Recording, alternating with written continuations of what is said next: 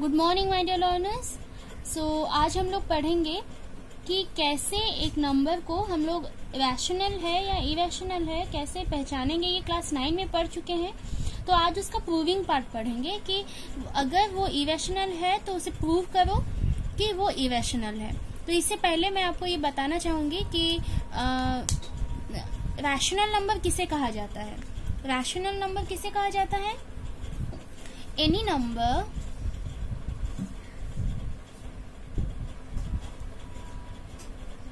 number which can be expressed in the form of p by q and q not equals to 0 is called rational number।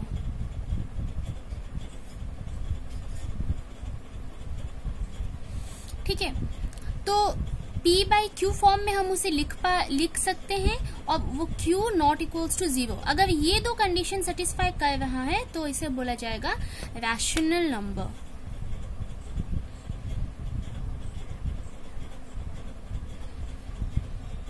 ठीक है, अब और एक बात मैं बताना चाहूंगी, जब p बाई क्यू फॉर्म में एक नंबर को हम लिखते हैं तो उसमें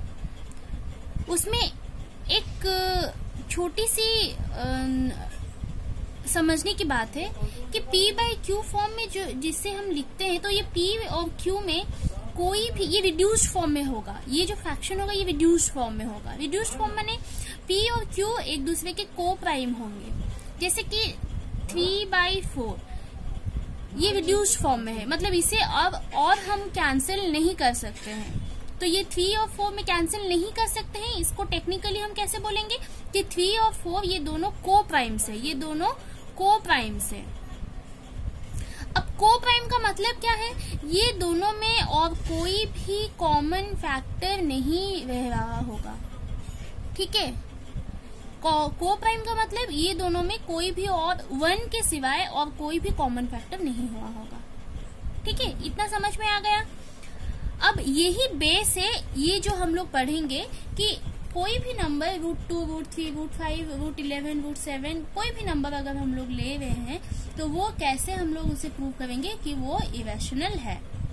ठीक है, अब इसको हम मेथड ऑफ कॉन्ट्राडिक्शन में सॉल्व करेंगे। मेथड ऑफ कॉन्ट्राडिक्शन क्या होता है ये मैं समझा देती हूँ पहले। मेथड ऑफ कॉन्ट्राडिक्शन क्या होता है? मेथड ऑफ कॉन्ट्राडिक्शन क्या होता है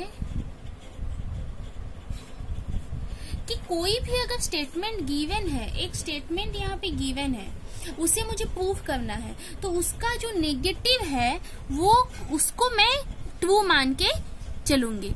मतलब यहाँ पे है कि प्रूव दैट √2 इज इरेशनल। तो यहाँ पे स्टेटमेंट क्या है? यहाँ पे स्टेटमेंट आपका क्या हो गया? √2 इज इरेशनल। तो यहाँ पे ये जो स्टेटमेंट का नेगेटिव, इसका नेगेटिव या फिर ऑपोजिट क्या होगा? √2 इज रैशनल। समझ रहे हो? तो √2 इज रैशनल को हम लोग ट्रू मानेंगे, अज्यूम कर लेंगे कि √2 इज रैशनल। इसे बोला जाता है मेथड ऑफ कॉन्ट्राडिक्शन। तो इसके तहत हम लोग आगे बढ़ेंगे। ठीक है, तो यहाँ पे हम लोग आगे बढ़ेंगे अभी। Prove that √2 is irrational. तो इसका जो ऑपोजिट है, let us assume √2 is rational.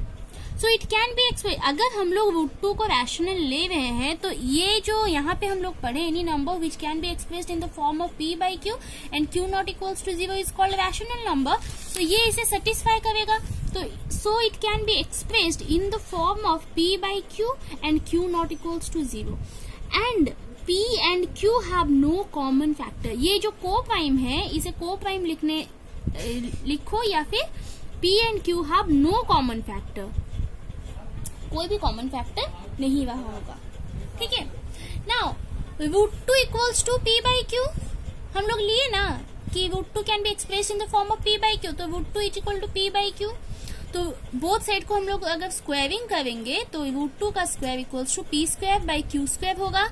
तो √2 का स्क्वायर क्या होगा 2, और यहाँ पे ये हो गया P square by Q square. अब पी स्क्वायर क्या होगा, पी स्क्वायर हो जाएगा 2q स्क्वायर। ये इसको हम लोग दे दिए equation 1। From equation 1 it is clear that P square is divisible by 2। P square is क्यों, क्योंकि P square is equal to 2 into Q square हो गया, that means P square is divisible by 2।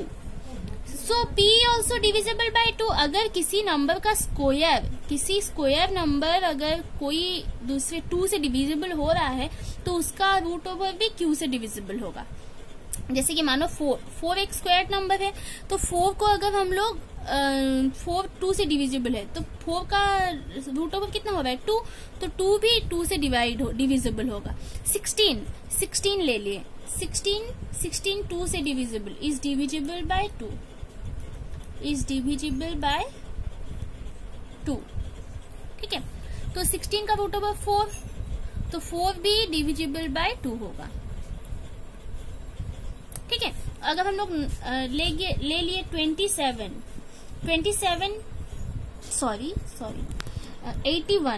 81 is divisible by 3। इसका root over 9 is divisible by 3। समझ में हो? So we can write P equals, so P also divisible by 2. So we can write P equals to 2 into M, क्योंकि P also divisible by 2 ना, तो P को हम लोग लिख सकते हैं 2 into M. Using this in equation 1, यहाँ पे अगर हम लोग यूज करेंगे तो we have 2m square, P के जगह पे 2m, उसका whole square 2m square equals to 2q square। 2q square इस तरफ आ गया तो 2q square हो गया 4m square, क्यू स्क्वायर हो गया 4m स्क्वायर बाई 2 और 4 कैंसिल हो गया, 2m स्क्वायर हो गया, Q square equals to 2m square. तो यहाँ पे इक्वेशन 2 में क्या हो गया कि equation 2 it is from equation 2 it is clear that Q square is divisible by 2। वही सिद्धांत हम लोग ग्रहण करें तो सो क्यू ऑल्सो डिविजिबल बाई 2 होगा। It means 2 is a common factor of p and q, क्योंकि p 2p का भी एक फैक्टर था, 2q का भी एक फैक्टर निकला। ठीक है, तो it means 2 is a common factor of p and q which contradicts the statement taken in equation star. देखो यहाँ पे हम लोग इक्वेशन स्टार दिए हैं, ये स्टेटमेंट का नाम स्टार दिए हैं, तो which contradicts the statement taken in equation star. Hence our assumption that root 2 is rational is wrong. हम लोग अज्यूम किए थे root 2 is rational, वो wrong है। Thus root 2 is irrational. इसका लिखावट मतलब किस प्रोसेस में हम लोग लिखेंगे ये बहुत ही महत्व रखता है, तो इसका जो लिखावट है इसमें भी ध्यान दीजिएगा।